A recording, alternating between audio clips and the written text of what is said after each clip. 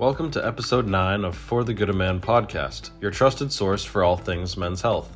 In this Men's Health Month episode, we're honored to have Dr. Paurush Babbar join us to discuss a critical topic for prostate cancer survivors, life after prostate removal surgery. As an expert in prostate health and survivorship, Dr. Babbar will address pressing questions like when to consider implants, the best rehabilitation routines with the VED, and strategies to manage urinary incontinence. He'll also share practical advice including how to combine treatments for ED and urinary incontinence, and why Kegel exercises are a must before surgery. This is an episode packed with valuable insights and actionable tips to help you or your loved ones navigate survivorship with hope and confidence. So grab a seat and join us as Dr. Babbar sheds light on the road to recovery and reclaiming your quality of life.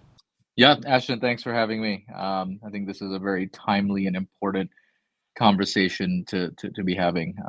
So like you said, I mean, I'll jump in on that right there. I mean, prostate cancer is the most common cancer in men outside of skin cancer. Estimates are that, 1 in 7 to 1 in 8 American men will have prostate cancer at some point in their life. And hence, we know that when caught early, prostate cancer is very treatable. And that's how we see it in most patients. And so estimates will show that there are about 3.6 million prostate cancer survivors in the United States currently, and by 2030, we think that number will be up to 5 million. So it's definitely a problem that is more common than maybe we think. There are just a lot of patients out there who have survived prostate cancer and now maybe left kind of picking up the pieces of their life, and that's where prostate cancer survivorship comes in. How do we help those patients' quality of life?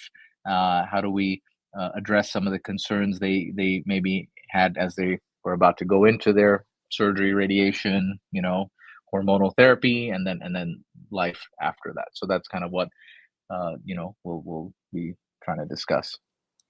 Continuing along with our Men's Health Month Movember prostate cancer survivorship conversation tonight, after how many years post-prostate removal surgery should one consider an implant? And I guess before we even get to this question, maybe we could explain to why someone would consider an implant after this survivorship. Sure.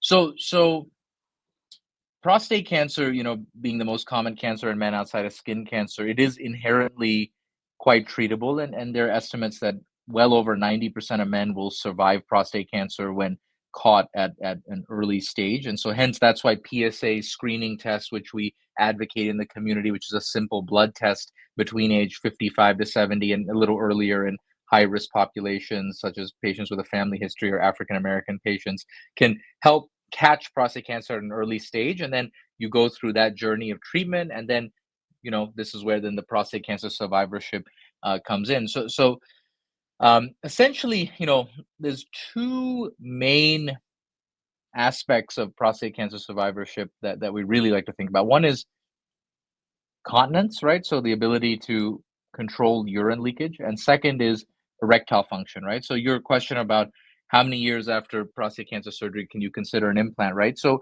what we know in that regard is that so penile implants are kind of what I would call the last step in the management of erectile dysfunction. Most times, where in patients who have failed medical management of erectile dysfunction, meaning Viagra, Cialis, vacuum devices, intracavernosal injection therapy, then they may say, okay, look, we should consider a penile implant. Now that can happen whether a patient's had prostate cancer or not, right? Diabetics a lot of times will need an implant, but we generally think that we would wait probably at least 12 to 18 months post prostate cancer surgery to, probably go for that, because we do think that it can take 12 to 18 months post surgery for a patient to regain and not like their function in their erections at what it will be once the dust has settled, so to speak. So it's not a hard and fast rule, but at the earliest, I would consider even 12 to 18 months. Like if a patient comes in, a year and a half out and we've tried pills, shots, nothing's working, I'm not going to say, hey, you got to wait longer and we got to have that guy suffer in silence. I mean, we'll meet him where he's at. And if a penile implant is the right option, I think it's a great option. It's an option that we know has over 95% patient and partner satisfaction and can be a game changer in a patient's perception of himself, his perception of quote unquote manhood, being able to perform in the bedroom, last during sex. So there's so much that can help. Certainly. So following right along again with our discussion points here, I guess this one could fall in place before or after, but this person is wondering, how soon after surgery should I begin VED rehabilitation therapy? So Sure. maybe multiple uses for the VED post-prostate. Yeah. Let's hear Yeah. about So I'll frame this with kind of what is here at the urology group in Cincinnati, our, you know, prostate cancer survivorship or pre-prostatectomy prehab program, let's say, right? So when a patient is diagnosed with prostate cancer and then he makes the decision for, most times, if it's surgery, we have it rolled out, but even for radiation, we will see patients, we will bring them in actually before, let's say, they go for their prostatectomy, right? And we'll have a visit with one of myself or one of the mid-levels who specialize in men's health with me. And we will talk to the patient about starting a daily Cialis, right? So Cialis or tadalafil is the generic for that.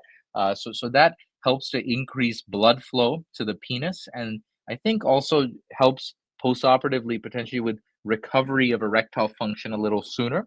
And then at that time, we will start a vacuum erection device preoperatively if we can get that patient in soon enough, right? And so the protocol on that would be, we'll ask the guy, twice a day, leave it on the penis 5 to 10 minutes, and then go from there. Now, after surgery, so when someone has their prostate removed, they'll have a catheter in anywhere from 7 to 10 days. Once the catheter comes out, it's a little bit at the discretion of the cancer surgeon. Most don't mind, and we start it pretty soon thereafter as long as the patient's comfortable. Some will say maybe wait 4 weeks because they've just had a big surgery, and that's fine as well. But I think getting that going early, the vacuum device, is absolutely critical here, because what that's doing is helping bring blood flow into the penis after surgery. And we know that in that first 4 to 6 months post prostatectomy, a lot of the nerves and have been stunned essentially, and patients are not getting good erection. So this is a way to get some erection, some blood flow into the penis. And we've noticed that these patients may have sooner recovery of erectile function. And then another complaint patients will talk about is penile shortening, right? And we think that some of that may just relate to the prostate being removed and you have to sew the bladder to the urethra, so it does pull back inherently a little bit. But patients who do vacuum devices, I think, will self-report that they have maybe less loss of length than their counterparts who do not, right? And that for a man is a huge deal. So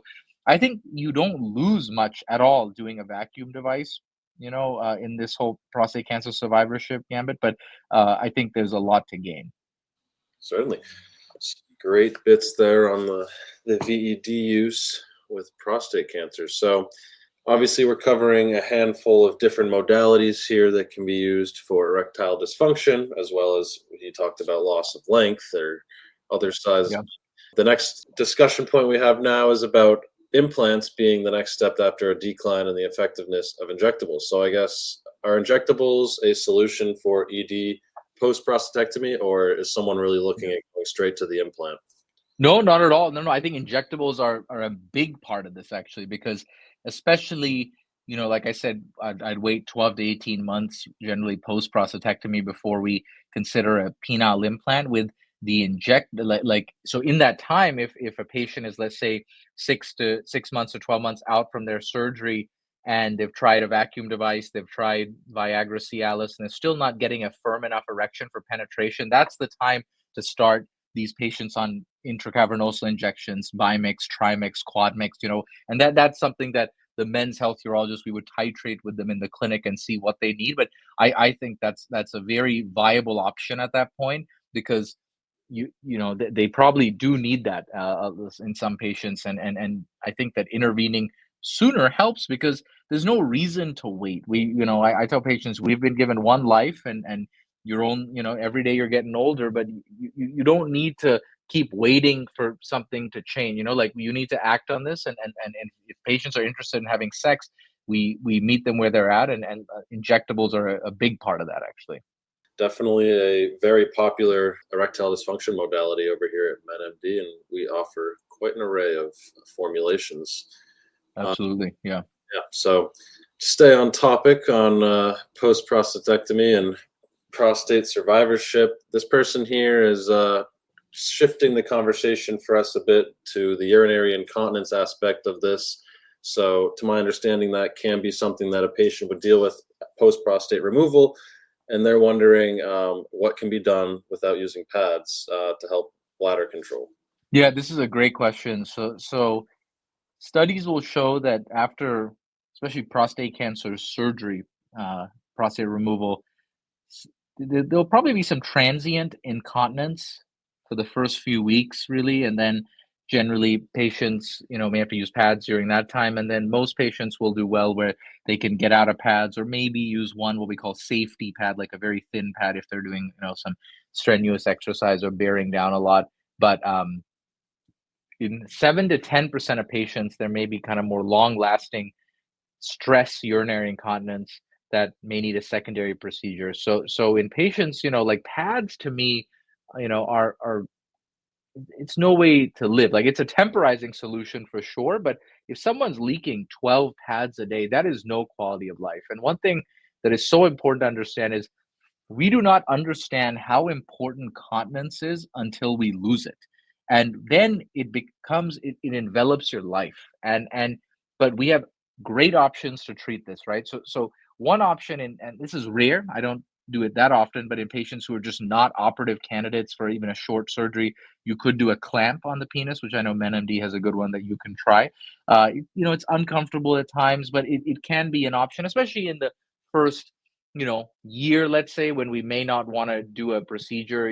Patients could do that if they're going on an outing and don't want to, wear lots of pads. But then really the mainstay of treatment is, there's no medicine that's going to treat this. It's surgery. And it's either for patients who have mild incontinence who have not had radiation, we think a male sling works remarkably well. And then really in any other patient, radiated moderate severe incontinence, we would consider what's called an artificial urinary sphincter. So this is a device where there's a cuff around the urethra, there's a pump in the scrotum, and a pressure regulating balloon that we place in the abdomen.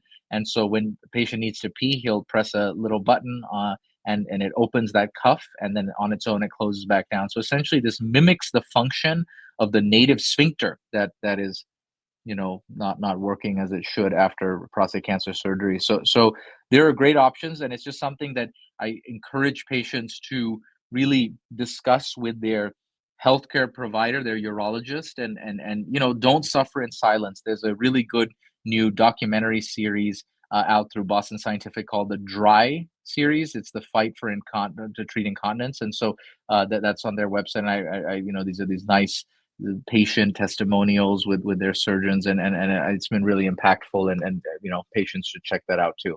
So we've talked about correcting ED and correcting UI post-prostatectomy, but is there a way to do both of these at once in one surgery? Sure.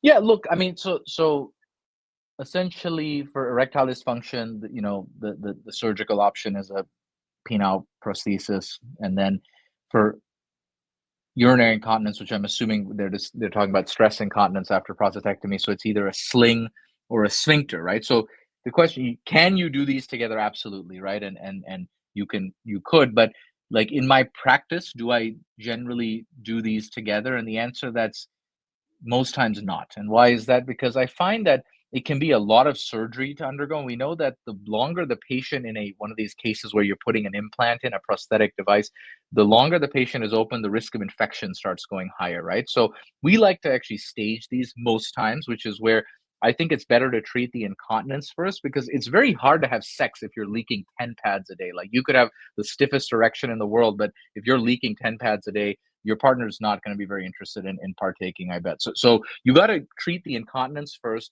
get that under control, whether that's a sling or a sphincter, and then wait about 3 to 4 months, and then generally we can consider a penile implant. So now there is a newer procedure in patients. So the estimates on this are hard to ascertain. Maybe 5 to 10% of patients after prostate cancer removal may experience a phenomenon called climacturia, which is where they leak urine when they climax, right? So essentially, you could do a procedure where you put a penile implant in and then put a special type of sling called a mini Jupette sling, where you tie in a sling kind of to the penile implant essentially, and then when they inflate the implant, it tightens on the urethra so they don't leak during sex. So that's the one time I think I do the same them at the same time, because they're in the same operative field. It adds about 7 to 10 minutes to the procedure. But the answer to this is yes, it can be done, but I'd say most people doing this at a high volume would probably advocate staging it in most cases.